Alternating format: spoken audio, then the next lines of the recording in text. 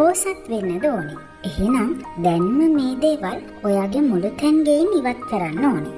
මුළු තැන්ගේ කියන්නේ නිවසේ තියෙන වැදගත්ම ස්ථානයක්. ඒ වගේම තමයි වාස්තු විද්‍යාවේදී විශේෂයෙන්ම සැලකිල්ලට යොමු වන ස්ථානයක්. මොකද මුළු තැන්ගේ තමයි මුළු නිවසටම ශක්තිය සහ නිරෝගී සෞඛ්‍යයක් සපයන්නේ. මුළු තැන්ගේ තුල ඇති වාස්තු දෝෂ සම්පූර්ණ බලපෑමක් ඇති කරනවා නිවස තුල ඉන්න සියලුම සමාජිකයන්ට. ඔයාලගේ ගෙදරත් උපයන සල්ලි ඉතිරි වෙන්නේ නැද්ද? එහෙනම් ඒකට හේතුව දැනගන්න ඔයාලා අනිවාර්යයෙන්ම අපේ මේ වීඩියෝ එක අවසන් වෙනකන් බලන්න.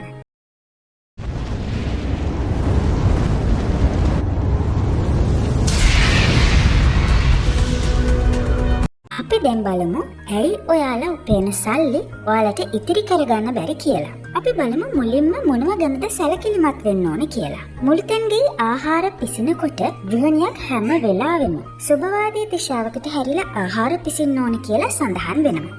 ඒ වගේම මුළුතැන්ගේ තුල යම් යම් වාස්තු දෝෂ තිබුණොත් අසුභවාදී ශක්තියින් හැම වෙලාවෙම නිවස තුලට පැමිණ ධනහානි ඇති කරන්න පුළුවන් කියලා සඳහන් වෙනවා. වාස්තු ශාස්ත්‍රයට අනුව ඔබ මෙවැනි අතපසුවීම් නොවෙන්න තමයි වග බලා ගන්න ඕනේ. ඒ වාස්තු දෝෂ ඇතිවීමට පමණක් නෙවෙයි, මුළු පවුලටම අහිතකර බලපෑම් ඇති කරන්නත් සමත් වෙනවා. අපි බලමු වාස්තු විද්‍යාවේ සඳහන් වෙන විශේෂ කරුණු මොනවද කියලා. මුළුතැන් ගේ තුල තියන්න හොඳ මොනවද? තියන්න හොඳ නැත්තේ මොනවද? අපි ඒ ගැන බලමු. වාස්තු විද්‍යාවට අනුව වැරදීමකින්වත් බෙහෙත් වර්ග මුළුතැන් ගේ තුල තියන්න එපා. ගොඩක් අය Tamanට අමතක වෙන නිසා නියමිත වෙලාවට ගන්න කියලා මුළුතැන්ගේ තුල බෙහෙත් වර්ග තියාගන්නවා. ඒත් ඒවා තිබීම නිසා ඔයාගේ නිරෝගී සෞඛ්‍ය පිරිහෙනවා. මේ හේතුව නිසා නිවසේ ජීවත් වෙන කවුරුන් හරි කෙනෙක් නිතරම වගේ අසනීප වෙන්න පුළුවන්. ඒ වගේම අසුභවාදී ශක්තියින්ගේ බලපෑමද වැඩි වෙන්න පුළුවන්. ඊළඟට අපි ඔබට කියන්න යන්නේ මුළුතැන්ගේ තුල තියෙන වැදගත්ම සාධක දෙකක් ගැන. ඒ තමයි ගෑස් උඳුන සහ සිංක් එක. ගෑස් උඳුන සහ සිංක් එක එකම දිශාවකට තියන්න හොඳ නෑ.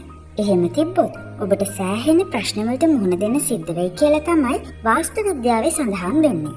ගෑස් උඳුන සහ සිංක් එක වෙනස් දිශාවන් වලට තමයි තියන්න ඕනේ. ගෑස් උඳුන තියන්න වඩාත්ම සුදුසුයි කියලා කියන්නේ ගිනි කොන දිශාව.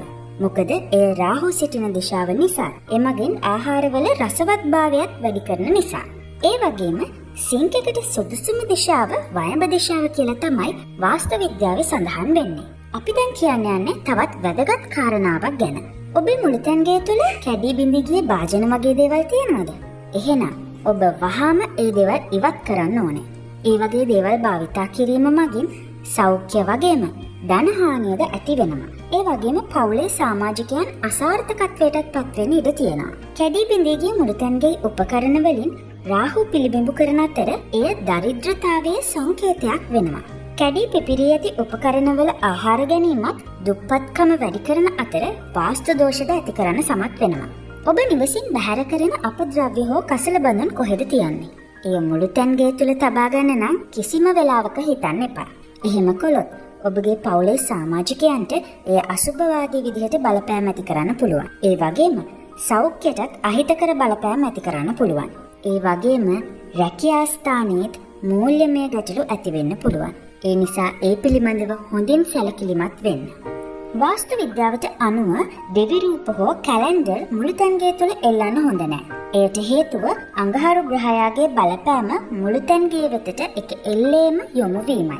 ඒ වගේම ගුරුගේ බලපෑම අප වන්දනාමාන කරන දේවල් මතට වැටීමයි.